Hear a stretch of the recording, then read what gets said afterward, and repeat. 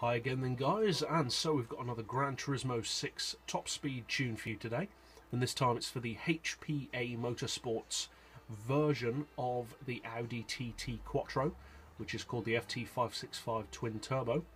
So you want your racing soft tyres as usual. For suspension we've got the ride height on 100 front and rear, which probably sounds pretty high, but that's actually pretty low on this car. Springs we've rounded off to 1225 and 875. Dampers and anti-roll to 4, camber on 1, neutral toe as always. For the gearbox we've got an auto setting of 230, then we've rounded off the individual gears to 2500, 1650, 1180, 890, 710 and 580 with a final drive of 3.9.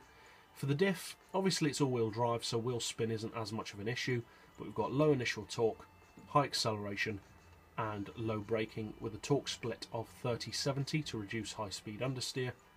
You want both of your power upgrades, of course, and although I haven't fitted it, I would of course recommend using NOS. Obviously you want your weight loss package and downforce set as low as possible.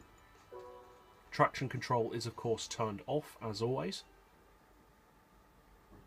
And so, to be completely honest, because I don't want to mislead anyone about this car if you have not bought this car before, unless you already own this car, which I think most of the people who've clicked on this video probably already do, if you don't own this car already and you're thinking about buying it, I would not recommend doing so.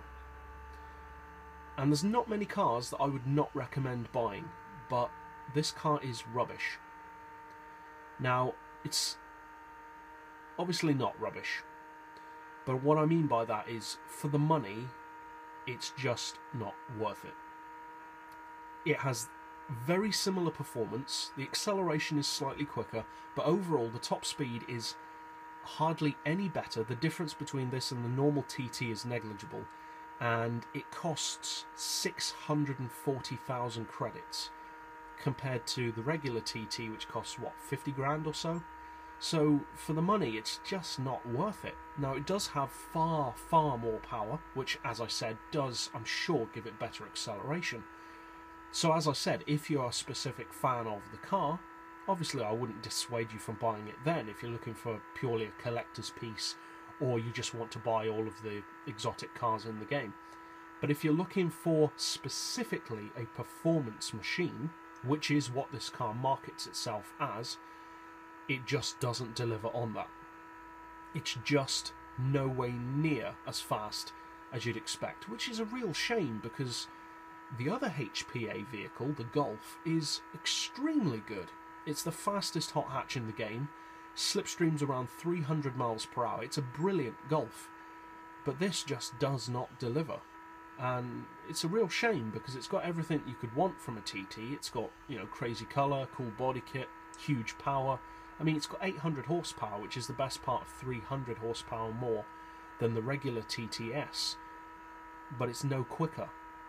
So if you've already bought the car, of course I hope this tune setup is helpful for you, but if you haven't bought it yet, unless you're a specific huge fan of the car, I would not recommend buying it because you will be disappointed.